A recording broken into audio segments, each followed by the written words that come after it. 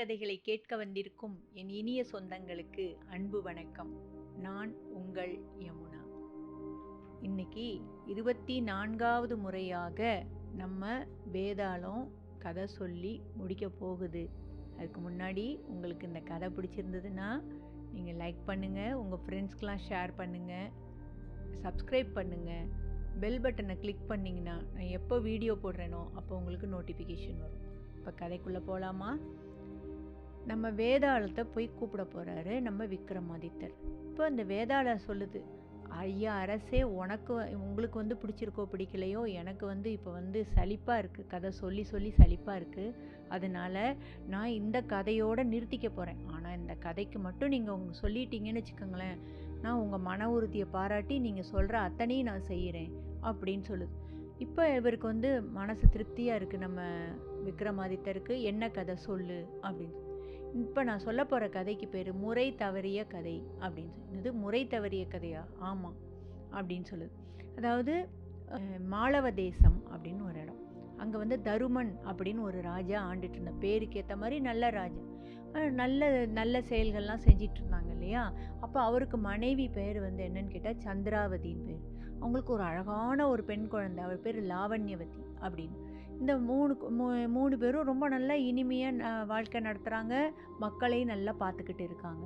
இப்படி இருக்கிற காலகட்டத்தில் அவருக்கு கீழே இருந்தவங்கெல்லாம் அந்த சிம்மாசன சண்டை, என்றைக்குமே இந்த நாற்காலிக்கு ஒரு சண்டை நடக்கும்ல, அந்த சண்டையில் இவரை எப்படியாவது தோக்கடிச்சிட்டு நம்ம வந்துடணும் ஆட்சிக்குன்னு பார்க்குறாங்க. அப்போ அவரை சுற்றி எல்லாம் முடித்து அவர் கழுத்தில் கை வைக்கணும், அவ்வளோதான். அந்த நேரத்தில் இவர் தன் மனைவி மகளோட தப்பிச்சு கொஞ்சம் காசு பணம்லாம் எடுத்துகிட்டு தப்பிச்சு காட்டு வழியாக வந்துட்டுருக்கும்போது பார்த்திங்கன்னா அந்த ஒரு இடம் திருடர்கள்லாம் நிறைய இருக்கிற இடம், அந்த இடத்துக்கிட்ட வந்துடுறாரு. அப்போ அந்த இடத்த வந்தோடனே ஒரு சத்தம் கேட்குது.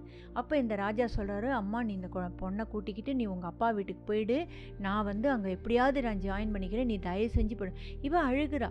இல்லை நான் அழாத, நான் உண்மையாக சொல்கிறேன், உன்னையும் கொண்டுடுவாங்க, நம்ம பெண் குழந்தை, நீ கூட்டின்னு போ அப்படின்னு சொல்லிடுறேன். சரி, கூட்டிகிட்டு போயிடுறாரு. போய் அந்த லேடி ஆனால் போகலை. போய் ஒரு ஓரமாக போய், காடு தானே, இருட்டில் அப்படி ஓரமாக போய் ஒளிஞ்சு நின்று என்ன நடக்குதுன்னு பார்க்குறா. பார்த்துட்டு நிற்கும் பொழுது அந்த திருடர்கள்லாம் என்ன பண்ணிடுறாங்க, இவனை ராஜாவாக இருக்கான்னு தெரிஞ்சோன்னே இவன்ட்டு எல்லாத்தையும் பிடுங்கிட்டு இவனை அடித்து கொண்டுடுறாங்க. நிராயுத பாணியாக, சாப்பாடு வேறு இல்லையா 2 நாளாக, அதனால் இவனாலையும் போரிட முடியல, இவன் இறந்து போயிடுறான். அந்த நேரத்தில் அவன்கிட்ட இருந்த காசெல்லாம் எடுத்துகிட்டு அந்த திருடர் கூட்டம் போயிடுது. போனோடனே இவன் இந்த பெண் தன்னுடைய கணவனுடைய உடம்பை பார்த்து அழுதுட்டு என்ன செய்யறதுன்னு முழிச்சிட்டு இருக்கும் பொழுது இந்த பெண்ணை கூட்டிக்கிட்டு இப்படி நடந்து வராங்க. ஒரு ஓடை மாதிரி இருக்குது, அந்த ஓடையில் உட்காந்துட்ருக்காங்க. இப்படி உட்காந்துட்டு இருக்கும் பொழுது பக்கத்து நாட்டு அரசன் ஒருத்தான், அவன் பேர் சண்ட பிரகாசன் அப்படின்னு பேர். அவன் தன்னுடைய பையனோட காட்டுக்கு வேட்டையாட வரான்.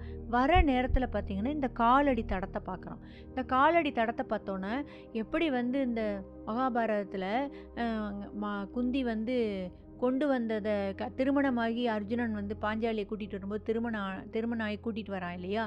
அப்போது கொண்டு வந்ததே 5 பேர் பிரிச்சுக்கங்கன்னு சொன்னாங்க இல்லையா. அந்த மாதிரி இவங்க என்ன பண்ணுறாங்க, இந்த இடத்துக்கிட்ட இந்த ராஜாவோட சின்ன பையன் சொல்கிறான், திருமணத்துக்குரிய வயது அந்த பையன் சொல்கிறான், இதில் 2 கால் தடம் தெரியுது, ஒரு பெண்களுடைய கால் தடம் மாதிரி தான் இருக்குது.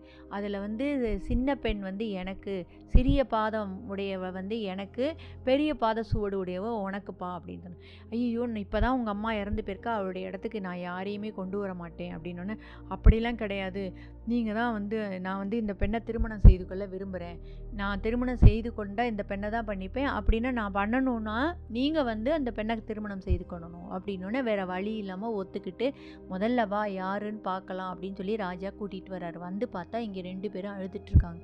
அழுதுட்டுருக்கதை பார்த்தோன்னே என்ன விஷயம், இவங்களை பார்த்தோன்னே திருடங்க நினச்சிக்கிறாங்க. இல்லை, நான் பக்கத்து நாட்டு ராஜா, என்ன விஷயம் சொல்லுங்கள் அப்படின்னு சொன்னோன்னே, இந்த மாதிரி திருடர்களால் நாங்கள் அவஸ்தைப்பட்டோம், எங்கள் நாட்டை எல்லோரும் எடுத்துக்கிட்டாங்க, நாங்கள் அங்கேருந்து திருடர்கள்ட்ட என்னுடைய கணவனை இழந்துட்டேன்னு இப்படி அழுகிறா. அப்போ அந்த பெரிய ராஜா சொல்கிறாரு, அம்மா நீங்கள் தவறாக எடுத்துக்கலைன்னா நாங்கள் 2 பேரும் வரும்பொழுது ஒரு இது சொல்லிட்டோம், ஒப்பந்தம் மாதிரி பண்ணிட்டோம், இப்போ நான் அதை மீற முடியாது. சிறிய பாத சுவடு உடையவளை என் மகனும், பெரிய பாத சுவடு உடையவளை நானும் திருமணம் செஞ்சுக்கிறேன்னு சொல்லிட்டேன், தயவுசெய்து இதுக்கு நீங்கள் ஒத்துக்கோங்க, எங்கள் குடும்பத்தில் ஒருத்தராக ஐக்கியமாங்க, நாங்கள் நல்லா பார்த்துக்குறோம் உங்களை அப்படின்னு சொல்கிறான். சரின்னு சொல்லிட்டு பார்த்தா சிறிய பாத சுவடு யாருக்கு இருக்குன்னா அம்மாவுக்கு தான் இருக்குது. பெரிய பாதசுவடு யாருக்கு இருக்குன்னா மகளுக்கு தான் இருக்குது. வேறு வழி இல்லாமல் ஒருத்தருக்கொத்தர் திருமணம் செய்து கொள்கிறாங்க. அங்கே போயிட்டு திருமணமும் ஆயிடுது, குழந்தைங்கள்லாம் பிறக்குது, அந்த குழந்தைங்களுக்கு குழந்தைங்கள்லாம் பிறக்குது. இப்படின்னு சொல்லி இந்த இடத்துல கதையை கொண்டு வந்து நிறுத்துது நம்ம வேதாளம். நிறுத்திட்டு என்ன சொல்லுதுன்னா, இப்போ இந்த குழந்தைங்கள்லாம் ஒருத்தருக்கொத்தர் எப்படி கூப்பிட்டுப்பாங்க? ஏன்னா அவன் வந்து அந்த பையன், அந்த இளவரசன் இருக்கான் இல்லையா, இளவரசனுக்கு அம்மா போய் திருமணம் செஞ்சுருக்கா, ராஜாவை வந்து மகள் திருமணம் செஞ்சுருக்கா. அப்போ இந்த அம்மாவுக்கு மகளே மாமியாராக வந்திருக்கால, அப்போ அந்த குழந்தைங்கள்லாம் எப்படி ஒருத்தருக்கு சொல்லும் அப்படின்னு கேட்குது. இப்படி கேட்டோன்னே நீ இப்போ மட்டும் நீ ஒழுங்காக பதில் சொல்லிட்டின்னா உன் கூட வருவேன், நீ சொல்லலைனாலும் உன் மண்டை வெடிச்சிரும், ஒழுங்காக சொல்லு அப்படின்னோடனே இப்போ நிஜமாகவே நம்மளுடைய விக்ரமாதித்தருக்கு இந்த முறை வந்து அவரும் மனசில் போட்டு குழப்பி பார்க்குறாரு. 3 தடவை 4 தடவை சொல்லி பார்க்குறாரு. ஆனால் அவரால் வந்து கண்டுபிடிக்க முடியல. அதனால் அவர் அமைதியாக என்ன பண்ணிடுறாரு, வேகமாக இதுக்கிட்ட பேசினா தானே வம்புன்ட்டு யோசிக்கிற மாதிரியே இதை கூட்டிகிட்டு போயிடணும் அப்படின்னு சொல்லிட்டு 4 எட்டுக்கு 8 எட்டாக வச்சு நடந்து போயிட்டுருக்கார். போனோடனே இவனுடைய இது புரிஞ்சு போச்சு, அந்த வேதாளத்துக்கு புரிஞ்சு போச்சு. சரி, இன்னும் உன்னை நான் சோதிக்க விரும்பலை, உன்னுடைய இதை வந்து நான் ரொம்ப பாராட்டுறேன். நீ வந்து என்னை இவ்வளவு தூரம் வந்து கஷ்டப்பட்டு என்னை இவ்வளோ தூரம் உன்னை கடின உழைப்பில் நீ என்னை கூட்டின்னு வந்துட்ட. உன்னுடைய முயற்சிக்காக நான் தர பரிசு இது. நான் வந்து நீ பதில் சொல்ல வேண்டாம் இந்த இதுக்கு விடைக்கு, அப்படி இந்த விடை சொல்ல வேண்டாம் எனக்கு அப்படின்னு சொல்லிட்டு அவன் கூட இது கிளம்பி போகுதுங்க. அப்போ போகும்போது தன்னுடைய எதனால தான் வேதாளமானேன் அப்படின்ற கதையை சொல்லுதுங்க. இந்த கதையை நம்ம அடுத்த எபிசோடில் பார்க்கலாம். சரியா? இனிய கதைகளை படிப்போம், வாசிக்கும் திறனை வளர்ப்போம். என்றும் உங்களுடன் யமுனா.